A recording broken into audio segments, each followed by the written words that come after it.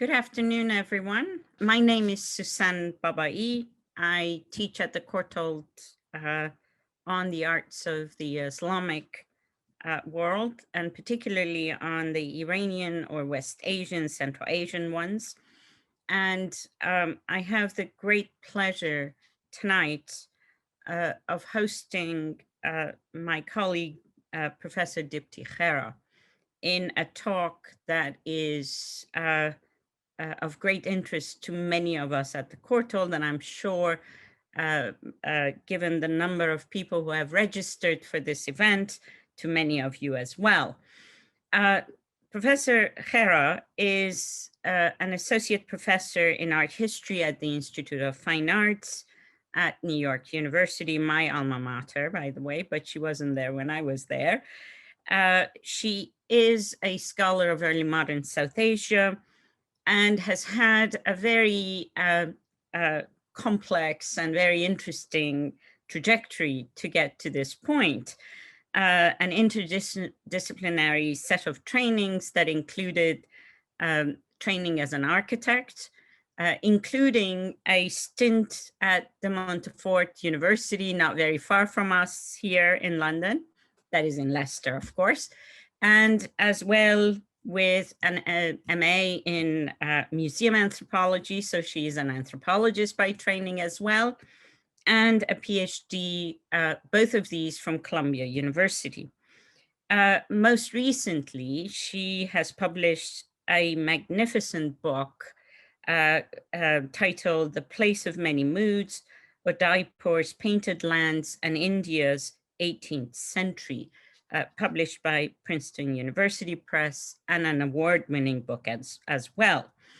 Part of her talk tonight, or the talk tonight, is derived from this new research she has done, which I personally am very much looking forward to it, as she explores the paintings for their capacity to capture and to evoke the mood of a place. Given our COVID enforced lockups, I think, or lockdowns rather, the yearning for being elsewhere and to think of memorable pasts and times and moods of places where we have been are pretty much all that sustain us in our behind the scenes and behind the screens these days. So in many ways, I'm particularly grateful to you for lifting that burden off of our shoulders.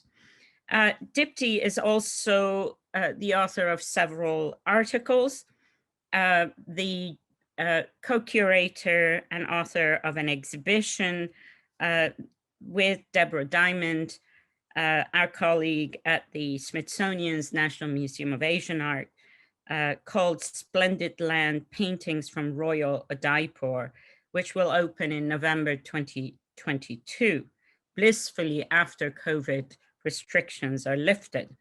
With Sarah Betzer, she is in fact co-editing a forthcoming volume of Journal 18, which is essentially looking at the long 18th century from different vantage points, and especially a kind of a breaking away from a Eurocentric perspective on 18th century. And I happen to have had the privilege of being included in this and recently in a panel of the CAA with both Dipti and Sarah and colleagues who will be part of this assembly of articles. So without extending too long this introduction, I'd like to invite Professor Dipti Khera to present her talk, which is titled The Mood of a Place, A Sensible History of India's 18th Century Locals and Locales. Thank you and welcome to the Courtauld. Thank you very much, Professor Babai. for that very generous introduction and for inviting me to present my work today. Thank you, Leila Bumra and Acacia Finbo, for producing this event. Since both the pandemic and my passport restricts travels, I'm honored to have this conversation in the co-taught Zoom space. I'm joining you from New York City, which occupies the land of Lenape people, past and present, who I acknowledge. And I've heard from Professors Babai and Stephen Whitman how the Coatol's research clusters are at the center of new pedagogical initiatives, questioning the very racialized and colonialist underpinnings of art history, how it has traditionally divided time and space. We all know our curriculums, departments, professional organizations most often allot time to Euro-American places and ahistorical space to the rest of the world. So I am grateful to the Coatol's research forums, Global Asias, Architecture Cultures, and Connecting Histories for jointly hosting my event. I very much look forward to your questions based on the discussions you have been having. And most of all, I value your commitment to come to another Zoom event. So let me share my screen. Yeah, and as Professor Babai noted, my book, The Place of Many Booths, Udaipur's Painted Lands and India's 18th Century, was published last fall. It seeks to expand our understanding of the long 18th century by resting its gaze on pictorial moods and foregrounding their power, their seductiveness, their generative potential at the cusp of the colonization of South Asia, of India. My talk draws from the book while highlighting what the project yields in methodological, historiographical, and archival directions. So I'll start with this painting with this artwork on paper that reveals wondrous rapture. Sangram Singh's second at the Gangor boat procession. One side of the painting is bathed in flattening brightness and the other in a mysterious dimness. Simple, bold, decorative patterns present the humbler quarter of Udaipur city. In the streets lined by houses with white walls and tiled roofs, we see clusters of colorful festival goers painted against the emphatically two-dimensional space of the brown ground. The busy urban scape includes women worshipping the goddess Gauri, to whom the festival of Gangor is dedicated. They're carrying the figurines on their head, which will soon be taken to the lakeside for ablutions. On the other side of the lake, tones of burnt umber, smoky gray, and Prussian blue dominate. Shadows of projecting windowed balconies and the glow of blazing firecrackers reflect onto wall surfaces and human faces alike. They create the night view of a lakefront replete with modeled forms and fine outlines. The delicate strokes and dotted sprays in metallic gold sparkle against the dark-hued sky and water. The variety of fireworks, pyrotechnic displays, floating lamps, and radiating aureoles create the effect of a shimmering surface that glows in pockets. Though Udaipur King Sangram Singh, with his courtiers on a royal barge, easily identified by a golden nimbus, is seen three times, suggesting the entourage's movement. The scribe's inscription on the back of the painting identifies the courtly subjects who are viewing the spectacle of the springtime festival. In contrast, the painter renders the royals and the commoners in equally elaborate ways, creating a picture of mutual admiration and their enchanted immersion in the city's celebratory and convivial mood. Each strikingly distinct register enhances the presence of the other And together they co-constitute the painted place. The picture's spectacular mood becomes the work's compositional and conceptual frame within which we search for faces, places, and proceedings. The art of sensing moods mattered in the courts of South Asia. The 18th century painters of the early modern court of Mewar suggest that sensing the moods of places and landscapes, seasons and spectacles mattered even more. When court artists shifted their attention from making smaller portraits and manuscripts to larger topographical paintings in the early 1700s, they offered bhav of a place, the feel, mood, and emotion of a place as a multi-layered category. The moods of grand scale paintings, much larger than folios that could be held in a single hand, comes from these emerged in these enchanting depictions of palaces overlooking lakes populated by courtly connoisseurs. Their audiences would have sat on floor cushions and hunched over to view a sheet that rested on a low-lying table or floor rug, or court attendants would hold these paintings up for patrons. Located in modern-day Rajasthan, Udaipur, with its lime-washed white palaces, was established as Mewar's capital in 1559. The city is a water-filled oasis within the dry landscape of northwestern India. The form of painting that emerged at Mewar engulfed depicted figures in the entrancing sensorium of the sense, the sounds, and the sights, creating a meta picture that evoked courtly experiences. It likely prompted audiences to recall the immersive moods of sights and spectacles and the pleasures of bonding with friends and frenemies in the lake city. Its visuality demands aficionados to similarly immerse in the beauty of the painted picture itself. For contemporary viewers, these artworks are invitations to take pleasure in, but also to analyze the work, thinking, and power embedded within meticulous aesthetic constructions of historical moods.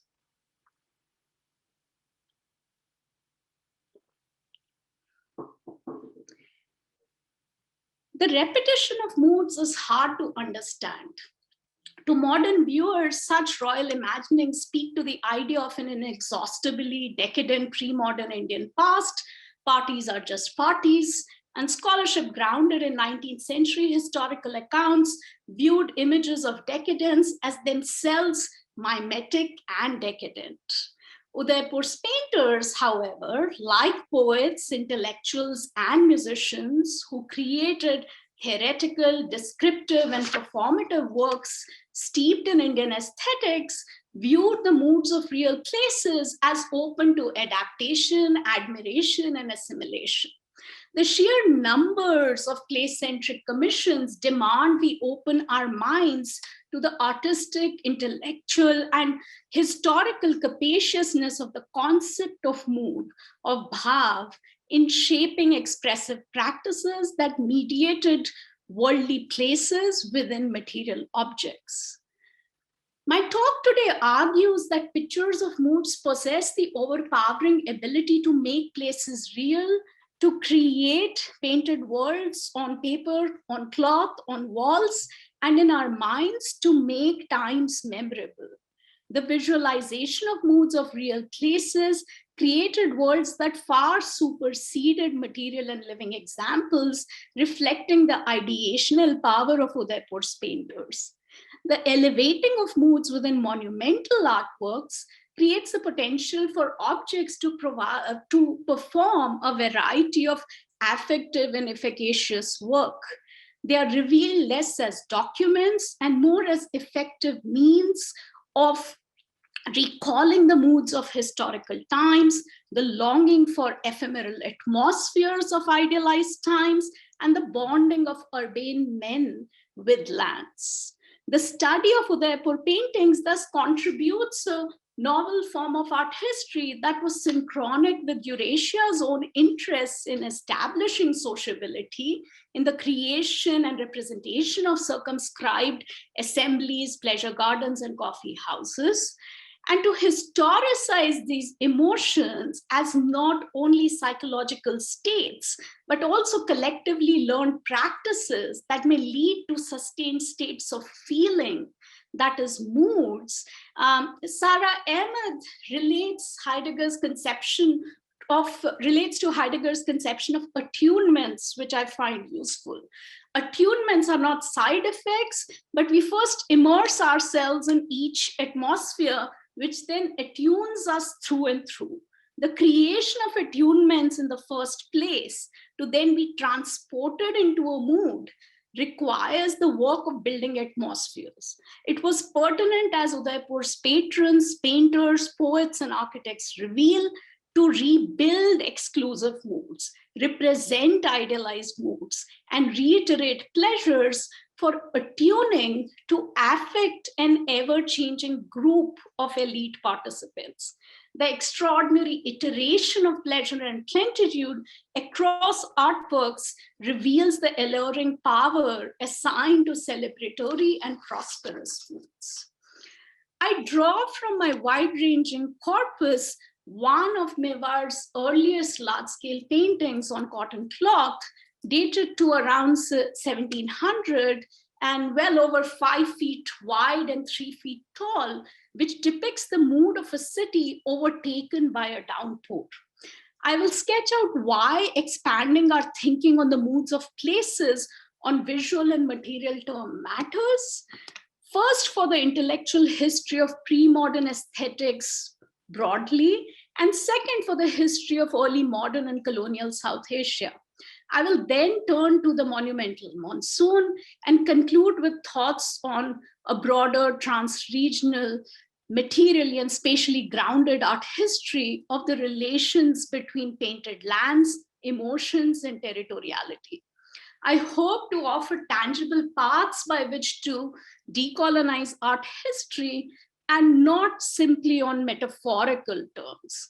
I draw together 3 critical historiographies to do this: the visual and material modes of constituting moods, the role of such visual expressions in expanding the intellectual history of Indian aesthetics, and the role of moods in making historical, political, and territorial claims.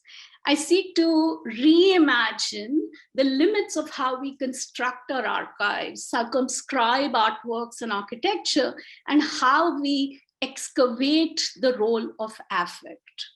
So first, let me turn to pre-modern aesthetics. In order to understand this large-scale monsoon, it is important to stress that this painting captures not just a visual scene, but an experiential mood. Pre-modern Indian aesthetic theories were concerned with the capacity of art to capture bhav, defined as an affective or physical state that could serve as a factor for inciting emotions or for constituting emotions within the audience. Foundational 3rd and 4th century Sanskrit texts explained that works of art, especially dance and drama, should aim to create a dominant emotion through characters, gestures, and settings. The dominant bhav, a term encompassing emotion, mood, feeling, would lead to the ultimate aesthetic experience, rasa. Rasa emphasized the blending of ingredients, the physicality of emotions. It is something we feel, we taste. And while bhav and rasa were foundational to Indian aesthetics, early thinkers based their theories on literary works. The connection between bhav and pictorial practice must be pieced together from inscriptions, paintings, and from fragmentary accounts of audience response. And I'll try to give you a glimpse into that. For instance, this painted letter from 1610 invites its recipient, a prominent Jain monk, to imagine the moods of the Mughal capital Agra, following the 8-foot painting of the city's courtly life and prosperous bazaars. The text of the letter boasts that the artist who witnessed scenes of the court firsthand has captured the bhav of the moment the drums sounded. And I apologize for the low quality, unclear images. The scroll survives in fragments, and this is the best that is available. In this example, we witness the word bhav being used to describe multi-sensory experience. The painter has not only captured the sights of the prosperous Mughal imperial capital, but also the eruption of sound at the court. In one resonant instant, the scribe invites the monastic community to both see and hear the mood.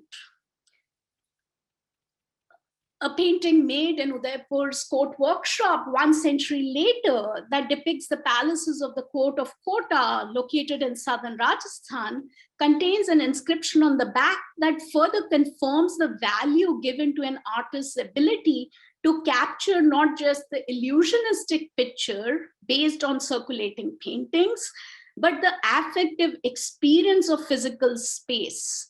The scribe who penned the note on the back described the picture as depicting Kota Melaro Bhav, the mood of Kota palaces. While this inscription raises important questions about the interventions and interpretations of scribes and the image about artistic adaptations, which I address in my book's first chapter, here I'll simply note that the use of the term bhav could be applied to various visual experiments, from fleeting sights to ephemeral sounds and scents that made places sensate. The term bhav drew a connection between pictures and perception. The subtleties of bhav infuse the term with agency and potentiality on part of the poets and painters and on part of connoisseurs who were called upon to generate memories and imaginaries by associating affect and emotions. Having outlined few of the ways I've reconstructed the meaning of bhav within pictorial practice, I then ask what happens when we make our inquiry intermediate, when we draw together paintings with the bhav of the actual built and natural environment, or when we place paintings alongside poetry, or even when we consider the bhav of paintings as capturing a political climate and ecological climate. With these questions in mind, we will turn to this large-scale monsoon. But before we go there, I want to lay out the second historiographical stake. From the concept history of moods of a place as a pictorial, material, spatial category, to finding the place for many moods in India's 18th century.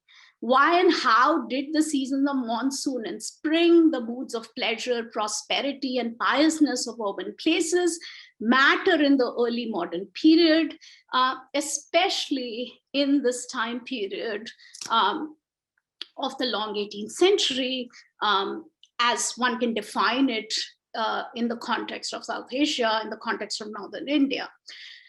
These moods matter to two groups of people. The first were the British and European observers who, from the early 1700s to the 1830s, the years following the death of the Mughal Emperor Aurangzeb, began to establish forms of colonial economy that would eventually lead to the establishment of the British colonial state. For the British, picturesque landscapes were often used as evidence for Orientalist accounts of India's 18th century decline. These lands were thus in dire need of rescue by the British. For instance, James Todd, the first colonial administrator in northwestern India, who was based in Udaipur from 1799 to 1822, evocatively described the landscape of Udaipur's lakes and valley, noting the inability of his words to match its real beauty. Todd's assistant agent, Patrick Waugh, an amateur artist, on their expeditions, rendered a picturesque watercolor. The water merges over here into the bushy outcrops, and the lake seems almost dried out. Towards expresses first enumerated undulating mountains, scented lake waters, and the lake palaces, and then damned its royal patrons for voluptuous inactivity. He underscored the shift in moods from prosperity to exuberance to decadence to decline.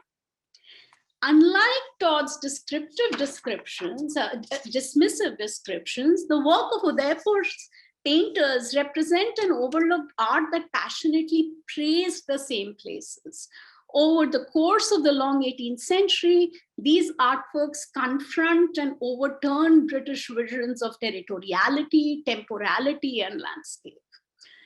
For both politics and culture, the ground for loyalties, personal friendships, and representation had shifted by the late 17th century. Mughal authority was largely restricted to its capital in Delhi. For instance, court cultures flourishing in the cities of Jaipur and Lucknow reimagined their place in distinctly local and urban ways through painting, poetry, cartography, and city building. Udaipur's painters and patrons, led by Amar Singh II, the king who commissioned the monumental monsoon, realized the potential their city's unique locale, microclimate, and natural resources offered to hold new political communities together.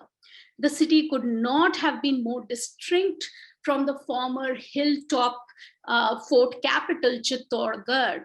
Its architecture, topography, and memorialization in Mughal manuscripts was distinct. A vignette from the painted genealogical scroll of the Mewar kings in the V&A collections shows that the creation of lakes within a land surrounded by mountains was central to the conception of Udaipur as the court's new capital. Its founders carefully considered the new environs from the dual perspective of finding a secure terrain and of creating reservoirs for holding large quantities of water. Early literary accounts of the city highlight Udaipur's dams, wells, waterfronts, and many of its man-made lakes. Serpentine channels feed water into a central lake around which life blooms, as you see in this vignette from the scroll. These are images of flourishing prosperity. Now, following the footsteps of Udaipur's 17th and 18th century travelers and citizens, let us turn to the seductive and sustaining power of water. The tracking of intermedial practices, how painters, poets, and scribes invoke the sensorially powerful mood of the monsoon, is revealing in this context. It traverses the analytical paths that constitute the art of picturing the bhav of a place. You will see how painters thematized rains to create a powerful imaginary of Udaipur as a powerful place, emphasizing the city's lake environs. So we are back to this monsoon downpour. And here you see a topographical vision of the city's hills and lakes beyond the palace precincts, engulfed in slate gray clouds and stormy rains, which cover one half of this cloth painting. Against this backdrop, the ruler Amar Singh II is seated in a public hall alongside his nobles, watching the state spectacle of an elephant running amok, depicted 9 times to denote his swift movements. Our Udaipur painter exaggerated the rutting elephant by means of its repetition across the large courtyard. The spectacular scurry of the animal is enhanced by the miniaturized elephant seen alone by the stream in the hills, enjoying the rains that courtly audiences, and this is an image that courtly audiences would have recognized from poetic visions of the monsoon. The painter likely sought to employ the elephant as a motif to connect the setting and the spectacle. The painting, however, does not allow its audience a simple, singular focus. The painter composed the eastern facade of the palace from a fish-eye point of view. He presents the outer courtyard that you see over here from a bird's eye perspective. He stretches the width of the courtly hall such that the viewer's eye is drawn to the royal party. And he also suggests that we ponder the palace elevation, its pavilions and balconies rising into the sky, curving around its edges and bent like a paper model, its details accentuated by black outlines. We wonder about the pictorial highlighting of specific urban precincts in the bottom half, the planar elevations of houses in brown and buff, combined with isometric views of temples and gateways in white, suggest deliberate juxtapositions of conventions. One participates in unraveling a city, a setting bursting with painterly details, observing this layer of white painted strokes of pouring rain that literally flow into the silvery gray lakes and streams. We feel the movement of waves created by these feather-like semicircular paint strokes. The sense that the scene depicts a specific moment, the unfolding of a temporal spectacle, is heightened by the rain pouring from dark, heavy clouds painted in these thick layers of gouache. A sense of immediacy sweeps over the valley and the painting.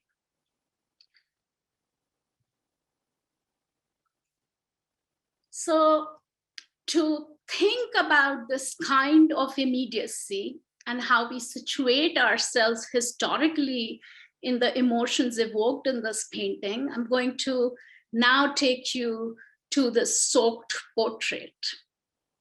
When creating portraits of Amar Singh on a smaller scale, Udaipur's artists often employed rain as a key feature. Just as we sense the feeling of heavy monsoon clouds and pouring rains in the large-scale painting on cloth, so too did these small portraits on paper stir in us the bhav of being caught in a deluge. The artist, likely the same person for both the works, rendered pouring rain in linear strokes that delicately curve against the blue ground and flow in small streams that we see on the green ground on the bottom of the painting. Amar Singh's horse walks and floats in these blue streams. The material qualities of the painted rainwater displace in this other painting the prince as the painting subject. The painter delights in how water pours and sprays from a brilliantly painted dark monsoon sky that is heavy with paint and water, how it splatters from the hat of the prince, how it drenches his austere white garment, how it drips, thickening into these dense rivulets before falling onto the ground. Just as Udaipur's rulers had funneled rain into man-made lakes, the painterly surface of the paper here renders water as a significant feat of the work. Both portraits act upon us, stirring the feeling of a king traversing a territory in the monsoon. And this brings me to the poetry of rains. The painterly emphasis on rains finds its parallel in the literary realm. Poets and singers contemplated the transformation of human emotions that occurred with the onset of the monsoons. The celebrated rainy season in the poetry of the Ragamala, meaning the garland of musical notes, and the Baramasa, poetry on the 12-month sequence, expressed a heroine's longing for her lover. The poet Keshav Das, one of northern India's most prominent exponents of aesthetic theory in classical Hindi, Braj Bhasha, composed verses in the voice of a woman who desperately tries to convince her lover not to read. I'll just read the first 4 lines of this verse in Braj Bhasha to come to this point about the feeling of the monsoon. Ghoratha gana chahu or ghoshanira ghoshani mandahi. Dhara dhara dhari dharani musuladharini jal chandahi. Jhilli gana jhanakar pavan jhuki jhuki jhakjhorat. Bagh singh gunjarat punja kunjar tarutorat. When transposed into the visual realm, painters captured these affect-saturated verses in manifold ways. Even when verses were not inscribed on paintings, the citations of familiar images and tropes across innumerable monsoon paintings persuades us that historical viewers related these painterly visions to the literary descriptions that circulated within courtly contexts and beyond. The imagery of monsoon poetry included besotted lovers, lightning streaks, thundering clouds, crying peacocks, roaring lions, and rutting elephants. More specific to Udaipur, the painters invite us to savor the lotus-filled lakes created by the onslaught of rains. While Keshav Das sought to evoke the sounds of the rains through alliteration, painters exploited the visual and painterly potential of atmospheric feeling and the physical movement of nature's elements. In his poetry, there's an affect of roaring thunder clouds when we hear Ghorata Ghan, when spoken in a loud, heavy voice, or the feeling of land being soaked by the rapidly falling downpour unleashed by the rain clouds that dhara, dhara, dhari, dharini implies. Both are very difficult to evoke in reading a translated verse. And similarly, when we move, oops, I should have shown you this painting earlier with the various elements that I was talking about, right? The lakes, the peacock, the elephant who's enjoying the rains. But I want to bring you to this painting, which similarly depicts the melody of rain clouds.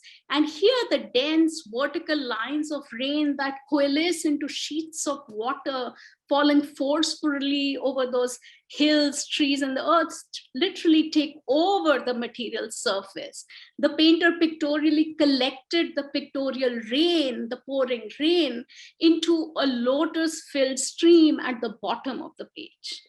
Paintings made at the Udaipur court, more so than artworks from any other region in early modern India, affixed on paper the images and emotions of the rains and lakes evoked in poetry, emotions from longing, peril, plenitude, in that entire range, if you will. Iconic non-illusionistic renderings in colors tied to the Udaipur court palette, as you see on the screen, meet a painterly interest in evoking watery textures, moist atmospheres, and cooling effects. For example, in 1660s, an Udaipur painter depicted a poet reciting verse to a lone heroine. The blooming lotuses that brightened the dark-colored lakes, trees that sway over slightly, and the lines of rain that fall from watery clouds appear to cool the red heat of the sun.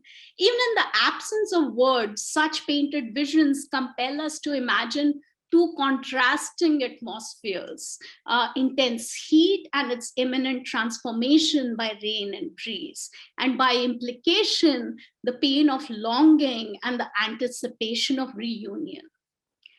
An early 1700 rendering of the blue god Krishna raising Mount Govardhan to protect his fellow citizens from torrential rain centralizes the other emotion of nature's menace.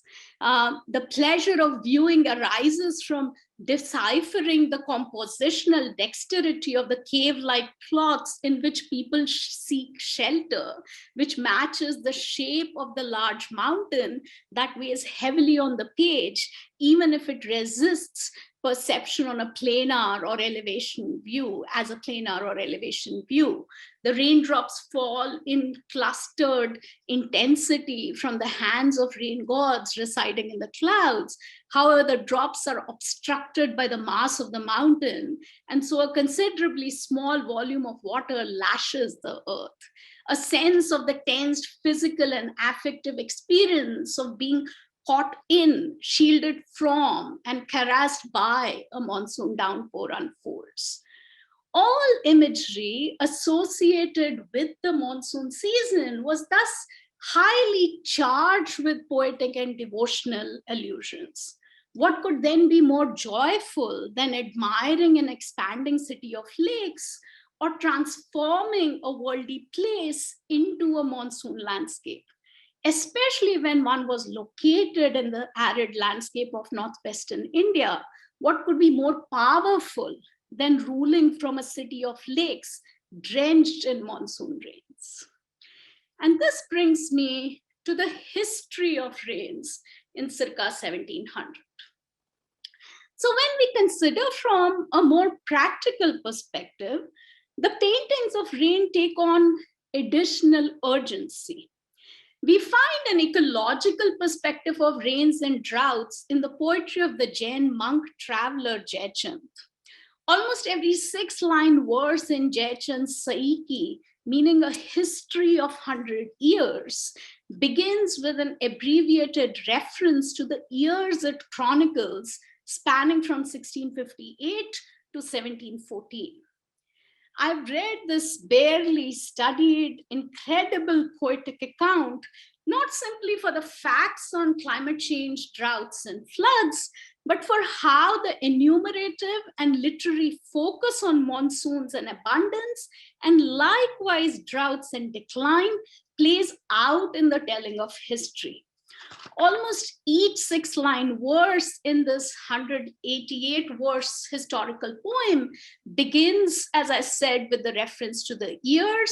We hear a perspective on the nature of political conflicts and alliances, followed by a report in the subsequent 3 or 4 verses on early rains and associated conditions of agricultural production, economy of grain markets, the migration pattern of people, the kinds of epidemics that create a certain kind of havoc.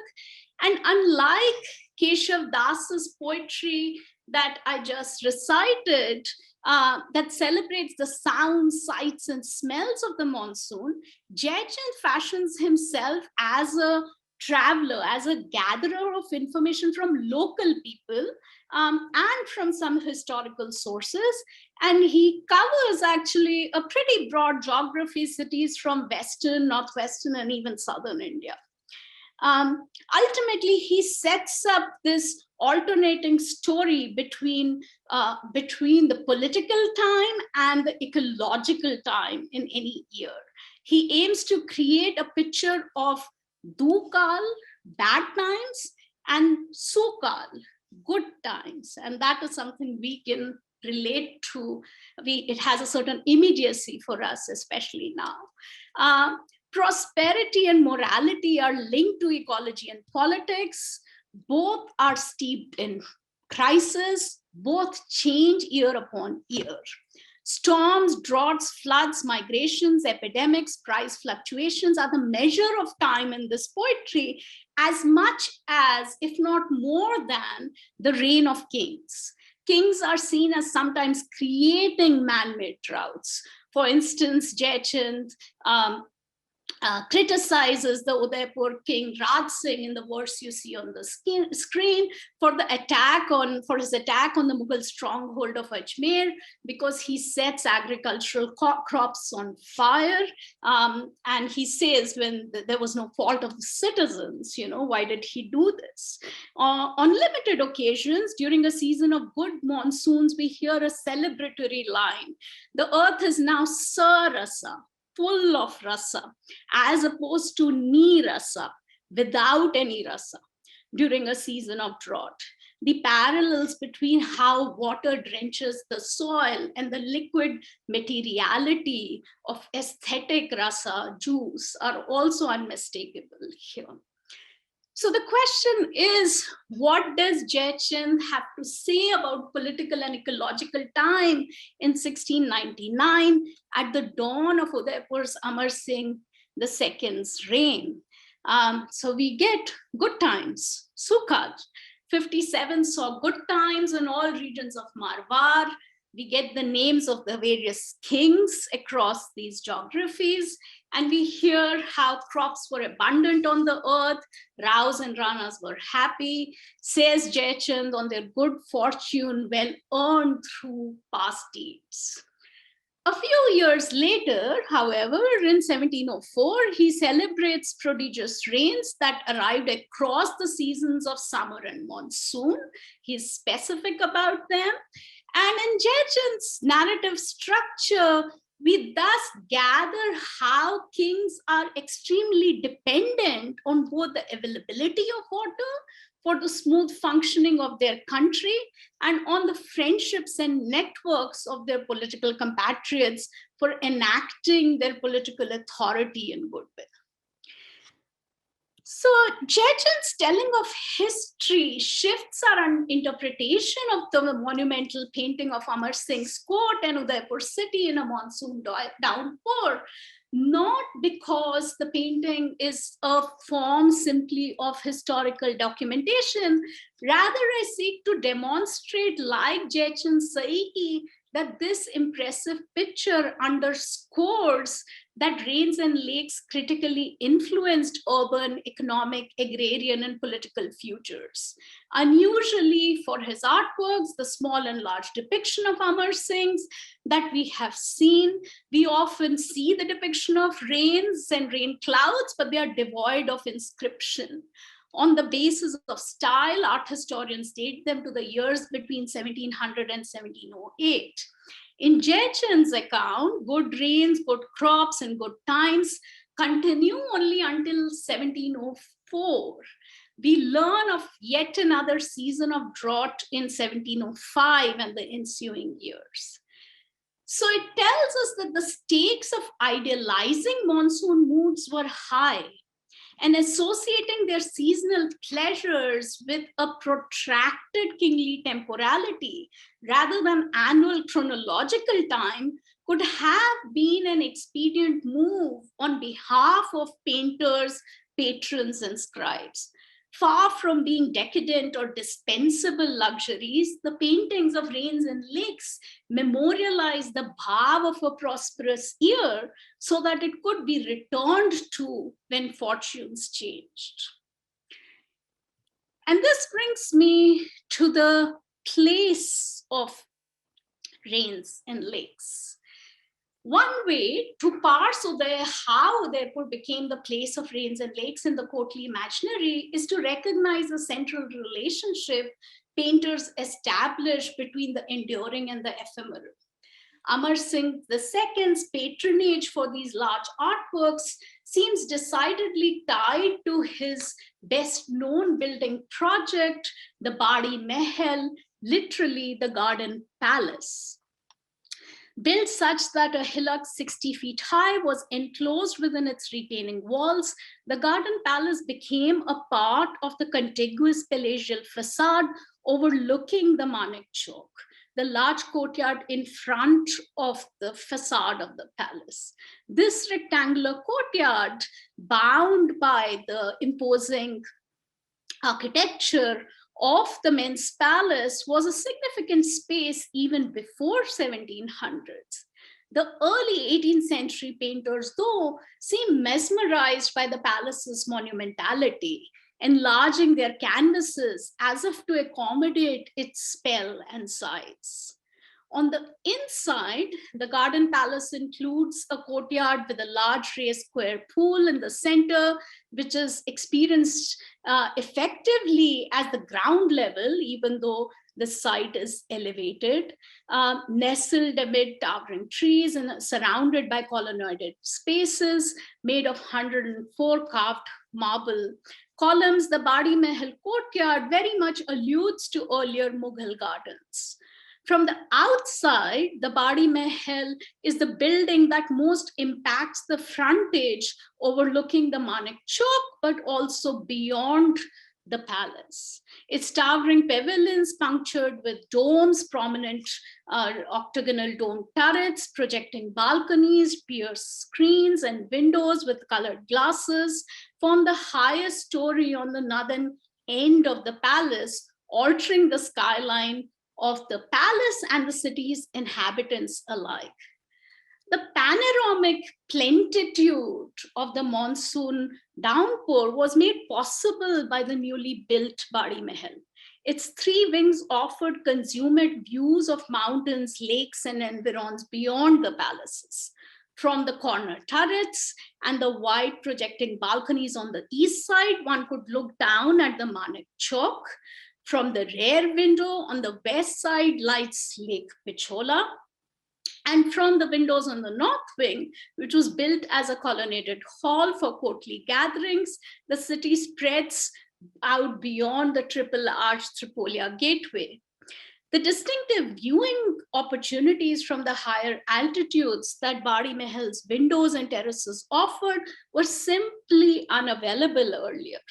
The painter oriented the northern walls of the structure in the direction of the view one would see from being higher up in the space of the garden palace.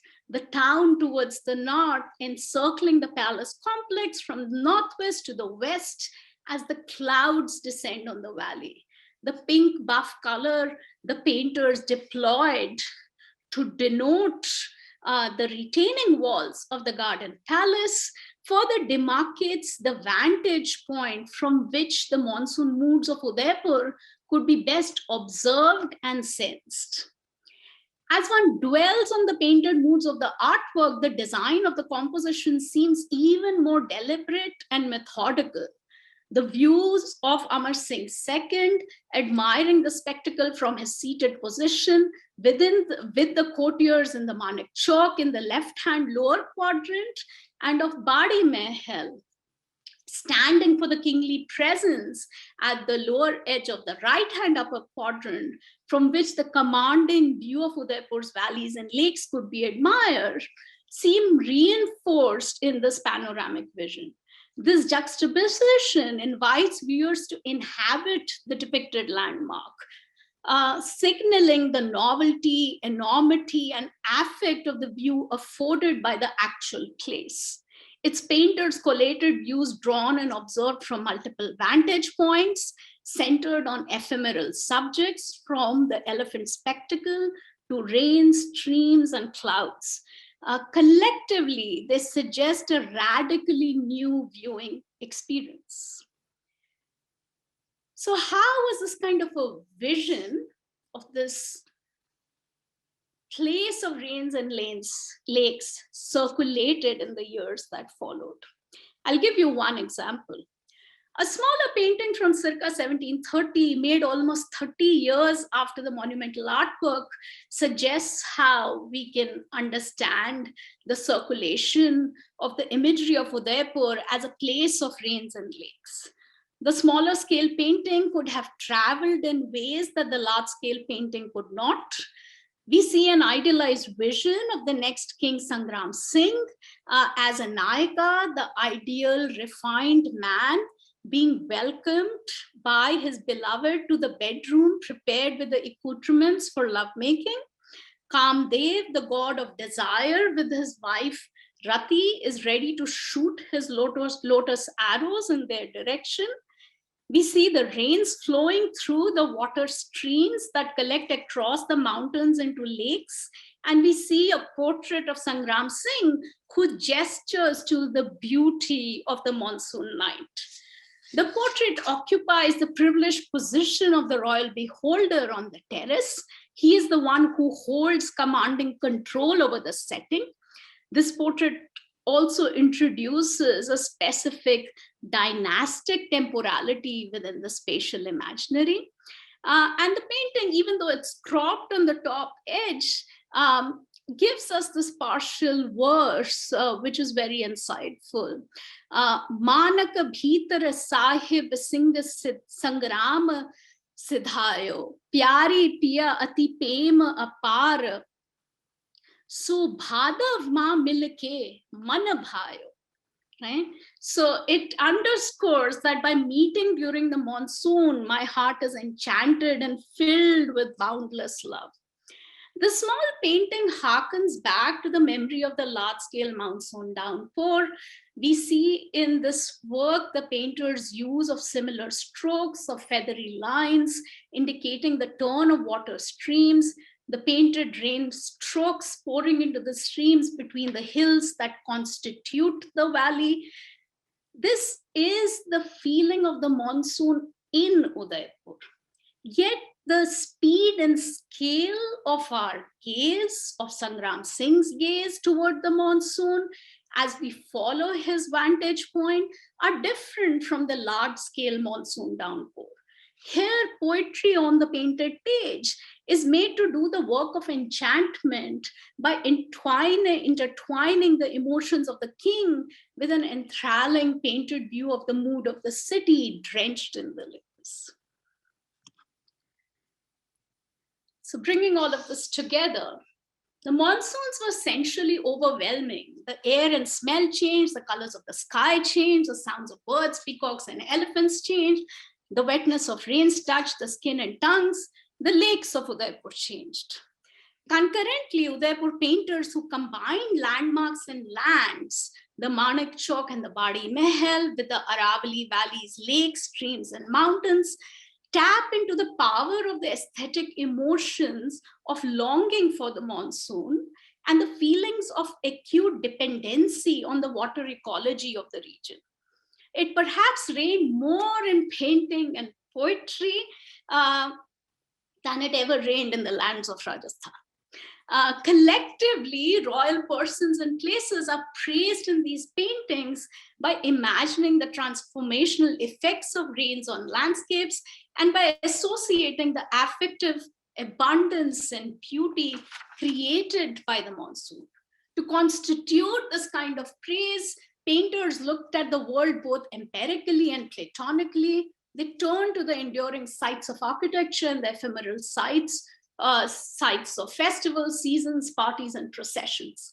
They conflated genres and they expanded the painting's canvas. The paintings of the monsoon, both huge and lightweight, offered courtly connoisseurs a series of pathways, as I've shown, material, urban, seasonal, and emotional, by which to feel a belonging to the city of lakes, at how to become adept at the art of sensing the moods of their place.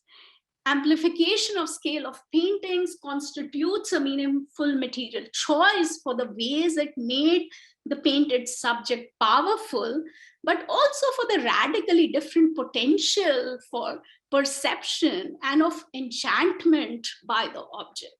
It is tempting to imagine that the connoisseurs might have savored the cooling, water-drenched vision in the summer heat, possibly even ascribed efficacious power to the object, that it could bring their desires for a good monsoon to fruition. Its affective power enhanced by its expanded scale and composition. In featuring thriving moods of urban places, thus a potentiality was actualized in such painted artifacts. These representations cultivated a sense of bonding to places, keeping the image of the momentousness associated with the arrival of rains and the forever plentiful lakes of Udaipur close to the heart and mind. So as I conclude, I want to move from this to just make a general, to raise some questions. Comparison has been the bedrock of art history. While indispensable, our discipline has not always accounted for the histories of and hierarchies within geographies and material culture in offering comparisons that draw material from the margins. The early modern period has played a key role in the discipline's global turn and in rethinking conventional histories of art, empire, and Orientalism. By tracking the increased circulation of people and objects in different parts of the world, scholars working on this period have highlighted new conceptions of knowledge, aesthetics, agency, hybridity, power, and sociability. Yet, while the physical exchanges of artworks, peoples, and things from around the globe has been the subject of recent scholarly inquiry, less attention has been paid to conceptual affinities. The Udaipur painter's rendering of the feel of the lakeside spring festival, Todd's words on Indian princes' hedonist play in lake palaces, and the War's watercolor depicting a less aqueous Lake Pichola, as you see in this juxtaposition on the screen, may seem entirely discrete or incommensurable on first glance. Indeed, they were. Yet, the centrality of emotions in sensate encounters links them. That is, these artifacts are not only connected by a common geographical place, but rather they present a case of homologous aesthetic practices that sought to reveal traces through the idiom of moods. The history of picturing land has always been tied to politics, poetics, and embodied practices on the ground. For instance, Vittoria de Palma has argued that the 18th century British pictorial landscapes were ultimately not about representing architectural pastoral grounds or wilderness, but essentially about mediating moods. The emergence of landscape painting as a distinct kind of artwork underscores the new emphasis on affect and aesthetic theories shift from production to reception and the role of taste in defining beauty. Emotions such as fear and disgust were central to the imaginative power of sublime landscapes featuring jagged rocks and towering cliffs. By contrast, Udaipur's painters sought emotions such as longing, love, pleasure, prosperity, devotion, piousness, and plenitude, especially of rains and lakes. Both the representation of moods and the presentation of such emotionally laden objects shaped affections, attachments, and imaginations in India's long 18th century. The excess inherent to panegyrical representations of place reveal new histories, while praise as such is descriptive with its aesthetics commonly standardized. The performance and interpretation of praise evokes subjective spaces that are redolent with historical moments that are understudied and under-theorized. To consider any art of place is always to consider a practice of localization. The imagining, picturing, perceiving, composing, singing, and reciting of moods of a place can never come from outside of an intense local experience. And the localizing of these distinct kind of moods was ultimately tied to pushing boundaries on real lands. The traditional ways that history of art tells the story of landscape painting in India via a history of empire and colonialism critically motivated my initial forays into the archives, objects, texts that I have unraveled. And it suggests an intersecting yet different history of painted lands. And cross-cultural studies, in a way, can emerge only from the critical evaluation, first of each of these localized practices on their own terms before we get to a much richer formal and conceptual sense of comparison, to ask new kinds of questions, to think about the work of each of these artworks. How may we understand then the relationship between art and nature, art and sensory effects, or art and pleasure from art histories of central geographies would be that next step.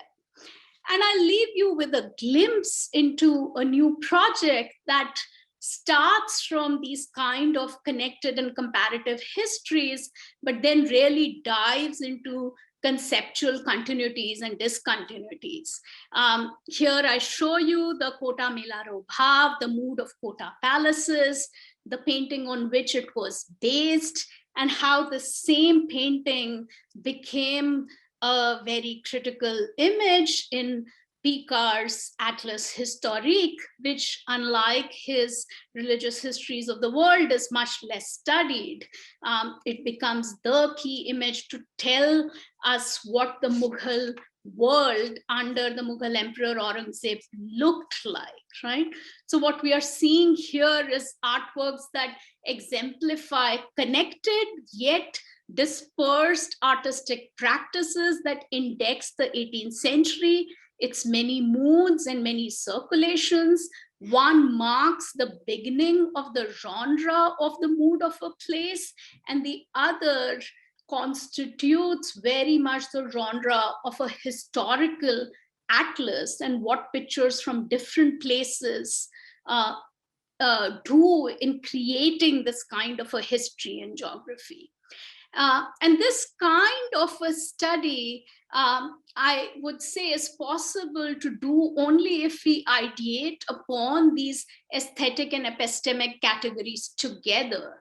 The lack of attention paid to types of mobility, the simultaneity of regional and trans-regional itineraries, and the transformation of images conceals a kind of meta-connectivity, one that highlights sites of partial contacts and that takes as their subject matter what we think of as disparate but which share conceptual themes. Such itineraries and their limits fundamentally question how we studied histories of art and ideas, how we teach mobility and marginality together from these disparate archives and conceptions. So I'll stop over there, as I wonder if I have exceeded my time. Thank you very much. I am delighted. I assume everyone can hear me, although I'm not yet. Yes, perfect. Thank you. Thank you very much, Dipti. It's remarkable what you presented to us. I have to say, your discussion of aesthetic emotion, of longing for monsoon, made a lot of sense in these days of rain and cold and complaining about it all the time. This was absolutely fabulous, rich, complex, evocative, and in many ways full of new ways of thinking about space and place and these different aspects of emotionality, of affect, of the ways in which these incredible paintings and the painters depicted and captured that window onto the emotional content. So there are questions that I would like to turn to. I will keep mine for later on as we move on. And I'm going to go back to Dr. Saqib Baburi from the British Library, who asks, first of all, says, thank you, Dr. Khairov, for a wonderful paper. Do you see any overlap in Mavari aesthetics and Timurid Mughal landscapes in earlier periods, for example, under Akbar Jahangir and especially Shah Jahan and the Padshahnameh? Thank you so much, Saqib Baburi, for your question and for your presence. I'm honored to have you in the audience. I would say that, that is, again, it's a question that I think is discussed best to think about how Mughal landscapes, in a way, are refracted through various kinds of lenses in what the Mewar painters do. So for example, no, I have not been able to find as of now a direct citation from the kinds of folios that you have in mind. But I do talk about how the painting of the Kota palaces that was made within Kota itself was was an important node in the conversation that is taking place with books like and histories like the Patshanama. Now it is through that it's that refracted material assertion of the Mughal genres that is making its way to Udaipur.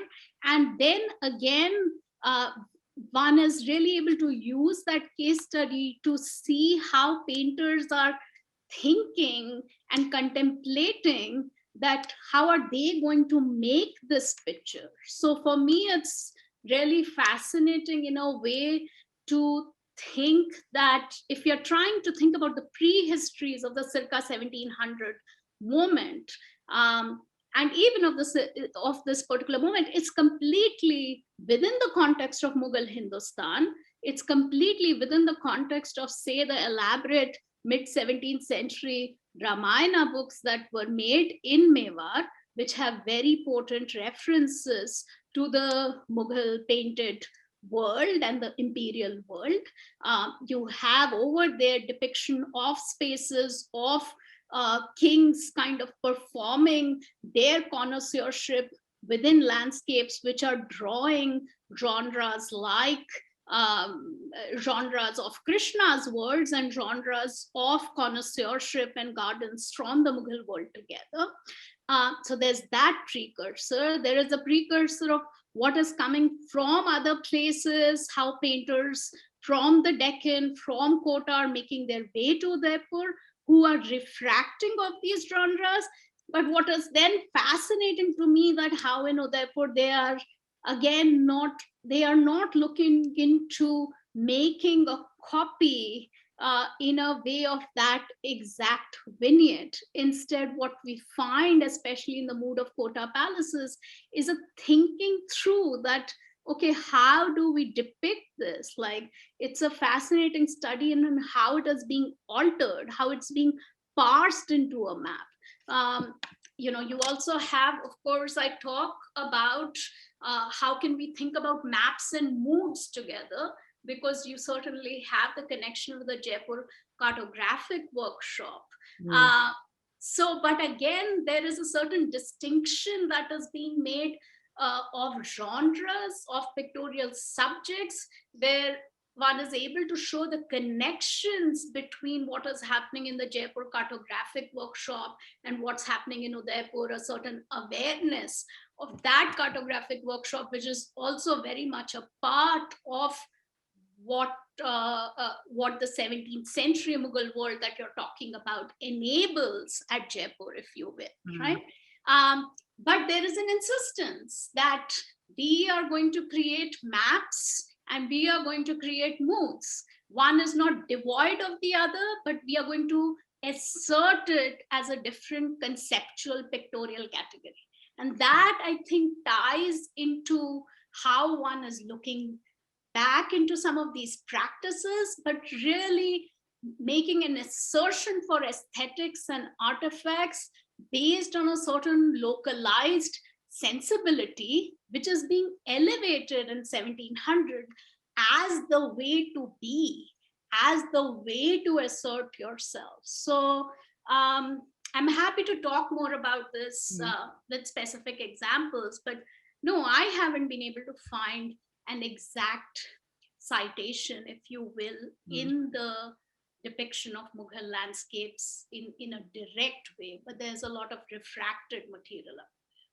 So if I may, Yuthika Sharma, who praises the great paper, poses a couple of points or questions. One is, I wondered if you could elaborate a bit more on the historical and historiographical implications of this research, which you to some extent did at the end of your talk. It would be great if you could reflect once again on the idea of the 18th century as a pivotal moment for both the artistic culture of Udaipur and perhaps also the contribution of this moment to thinking about art history of the subcontinent. I'll leave it at that for you to perhaps respond to while I look for others. Thank you so much, Suzanne. And thank you, Yuthika. I wish I was meeting you in London while one was having this discussion. You're asking many, many important questions there. So I will just take up one aspect of that about the 18th century that you are noting or thinking about the historiographic implications.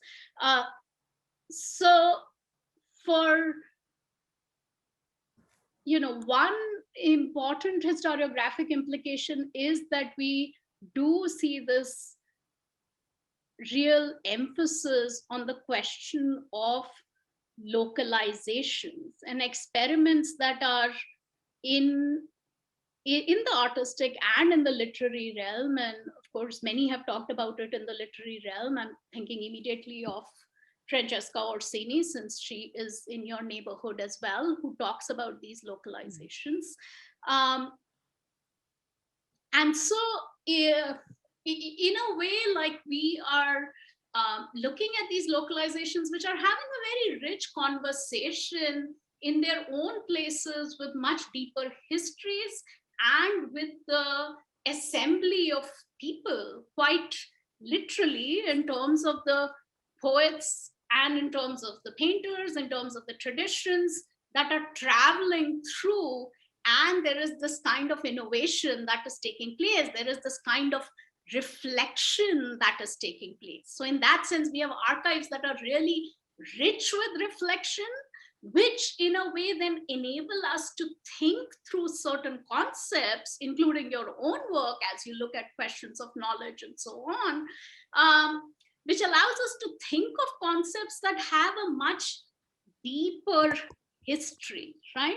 And it's because we are getting all of this reflective material where ideas are being assimilated and adapted from across genres, that we can think of these deeper histories, and we can also think in this very particular moment, why is this kind of experimentation being valued?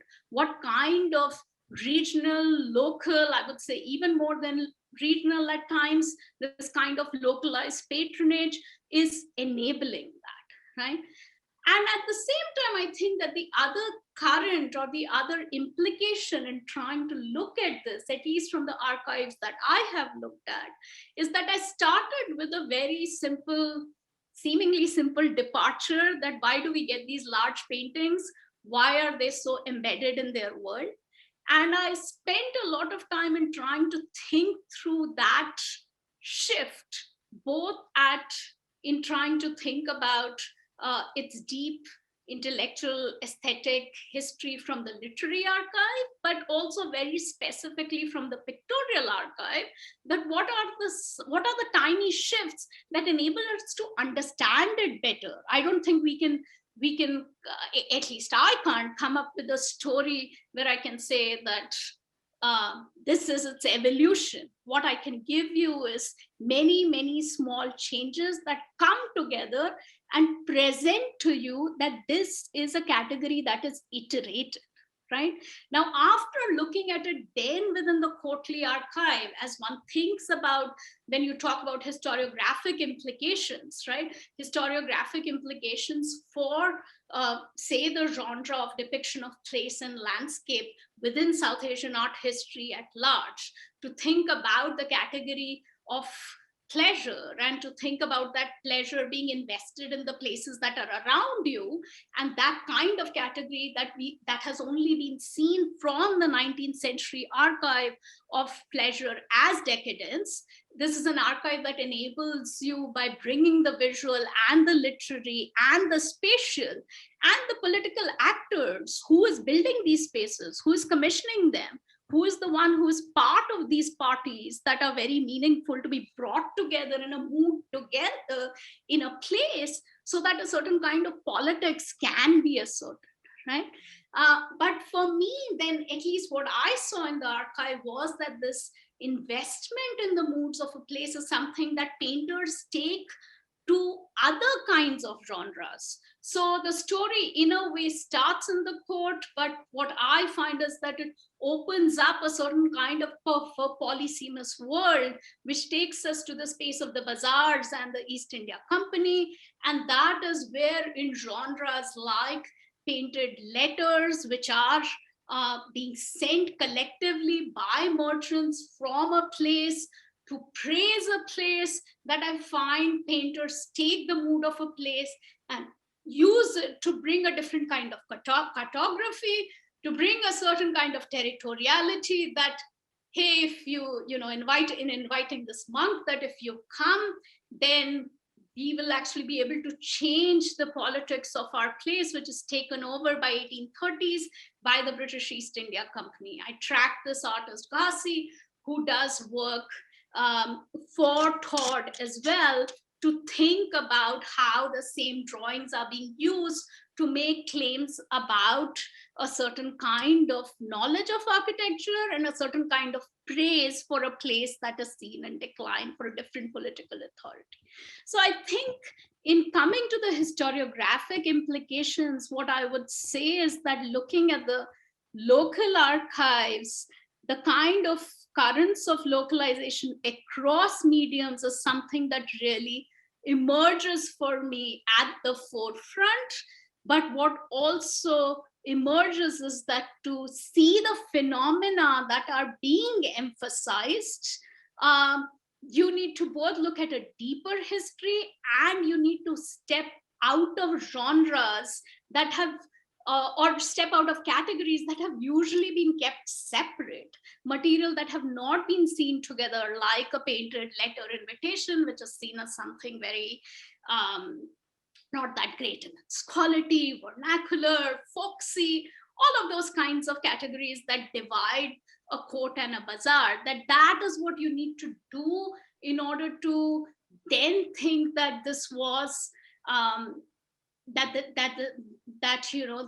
this is how they were receiving moods of a place, or this is how they were making moods of a place work to bring certain political actors inside, to expand an aesthetic category, to actually shift things on ground, and in the process changing genres, if you there's a lot more that can be said, but I'll stop. Yeah. Thank you. I have to say, Dipti, I'm afraid I'm going to have to wrap up our session. There are a number of questions for you. I'm going to suggest to, and comments, and I'm going to suggest to those who have written to, in fact, write to you directly via email. And I apologize to them for having to close the session with my deepest thanks to you. And indeed, on behalf of the audience, who obviously has been utterly mesmerized and delighted by what they have learned. And as one of them said, this unromantic view that you put forward. So with my thanks to everyone, please join me in thanking Professor Hera, and please contact her via her email address at NYU. I bid you farewell and good night, and see you again at the Courtauld Research Forum.